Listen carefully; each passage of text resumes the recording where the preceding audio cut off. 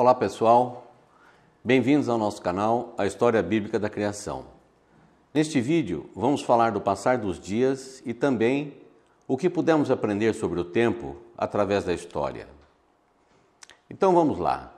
Já falamos anteriormente sobre as dificuldades de interpretação na leitura e composição dos dias da primeira semana e também do parecer de Agostinho sobre tais dificuldades, quando ele diz: vemos que os dias conhecidos não têm tarde, senão em relação com o pôr do sol, nem manhã, senão em relação com o seu nascimento.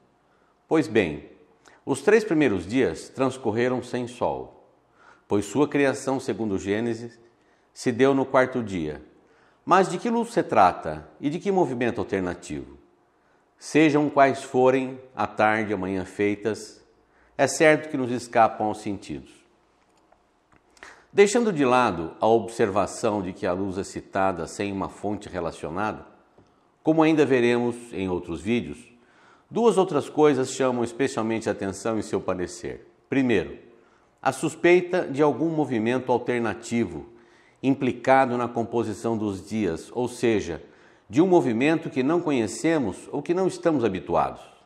E segundo, uma eventual relação entre o fato de não conseguirmos identificar a tarde e a manhã feitas com esse movimento alternativo imaginado por ele. Por outro lado, na ponta de cada história, falando também sobre a primeira semana, o físico e engenheiro inglês Edgar Andrews nos surpreende com o seguinte comentário: o próprio tempo pode ter mudado desde a criação. Sei que é difícil imaginar, mas não é impossível. Com o trabalho do famoso cientista Albert Einstein, o nosso conceito científico de tempo tornou-se totalmente diferente de nossas ideias comuns. Mas, será que a descrição dos dias em Gênesis 1 apresenta alguma evidência de que o perfil do tempo na primeira semana seria diferente deste tempo que viemos a conhecer? Parece que sim, como veremos nos próximos vídeos. E sobre a oportunidade de continuar buscando uma nova compreensão na leitura do primeiro capítulo de Gênesis, John Walton, firmando-se num testemunho de Lutero, nos encoraja dizendo: Martinho Lutero inicia seu capítulo sobre Gênesis afirmando que, até agora, não houve uma única pessoa na igreja que tenha explicado tudo no capítulo com habilidades adequadas. Não deveríamos, portanto, ser dissuadidos de buscar um novo conhecimento que possa conduzir à reinterpretação, pois, quando assim fazemos, seguimos os passos daqueles intérpretes que vieram antes de nós, talvez até subindo em seus ombros. Muito bem, então a tarefa que nos impusemos, num primeiro momento, é verificar como o passar dos dias nos leva à ideia de tempo e, mais adiante, como o conceito de tempo, nos moldes apresentados pela física moderna, pode nos ajudar na compreensão dos dias da primeira semana. A sucessão dos dias e noites, pela sua periodicidade, se tornou o maior critério para a marcação do tempo, que seria uma espécie de duração. Assim como o espaço mostra um estar junto a outro na extensão, assim o tempo significa um estar depois do outro na duração ou sucessão, o que denota uma extensão contínua, desde o passado ao futuro, através do presente. De acordo com as nossas noções intuitivas, o tempo é duração. É semelhante a um rio que flui continuamente. Todos os processos, como nos parece, estão submersos no rio do tempo absoluto, cujo fluir nada pode influenciar. Segundo a nossa representação intuitiva, deste rio podem ser retirados todos os processos, continuando, apesar disso, o tempo fluir, como se de um comprimento vazio se tratasse. Assim se pensava no campo da ciência na época de Aristóteles, na época de Newton e também mais tarde, até aparecer Einstein. Eis o que nos diz Aristóteles em seu livro Física. O tempo que flui em 2 movimentos semelhantes e simultâneos é um e outro o mesmo tempo. Se ambos os intervalos de tempo não fluíssem simultaneamente, eles seriam mesmo assim iguais. Por isso, os movimentos podem ser diferentes e independentes um do outro. Contudo, num caso como no outro, o tempo é absolutamente o mesmo. De uma maneira ainda mais expressiva, escreveu Newton pensando falar de algo evidente.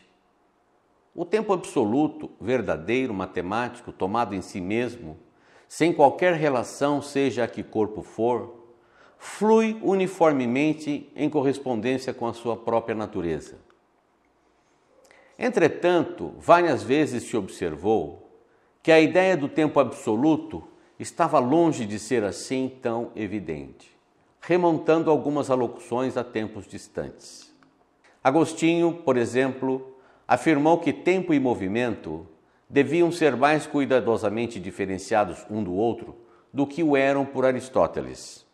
Em particular, condenou a correlação do tempo com os movimentos dos corpos celestes, uma vez que o tempo ainda existiria se os céus parassem de se mover, mas a roda de um oleiro ainda girasse.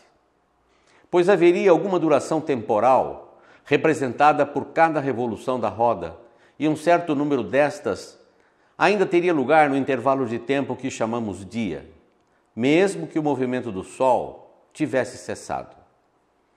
De maneira similar, se um corpo está ora em movimento e ora em repouso, medimos tanto o seu período de repouso como o de movimento pelo tempo. Esta observação de Agostinho é muito interessante porque sugere, como veremos em outros vídeos, que o passar dos dias pode ser desvinculado do passar do tempo, ou seja, que possam ser considerados separadamente um do outro. No entanto, só Einstein demonstrou que não existe qualquer tempo absoluto. O fluir do tempo depende do movimento. Igor Novikov assim se refere à mudança na compreensão do tempo. Chegou a época moderna e a humanidade deparou-se nos seus conhecimentos com condições nas quais não pode desprezar a influência da matéria sobre o espaço e o tempo. Apesar da inércia do nosso pensamento, temos que nos habituar a esta novidade. De acordo com a teoria de Einstein, no campo gravitacional forte, o tempo decorre mais devagar do que o tempo medido longe das massas gravitacionais, onde a gravidade é fraca. Ou seja, o tempo pode correr de maneiras diferentes. A nova geração já aceita com mais facilidade as verdades da teoria da relatividade do que algumas décadas atrás, quando a teoria de Einstein era mal aceita, mesmo pelas inteligências mais avançadas. Muito bem, e assim terminamos de falar sobre o passar dos dias e o tempo. No próximo vídeo, vamos continuar nossa reflexão falando um pouco mais sobre o tempo e também, em linhas gerais, como a teoria da relatividade mudou nossa concepção sobre o tempo. Grande abraço a todos. Se você gostou desse vídeo, dê o seu like e compartilhe. Se inscreva no canal e ative o sininho de notificações de novos vídeos. E não se esqueça de registrar seu comentário. Que Deus nos abençoe.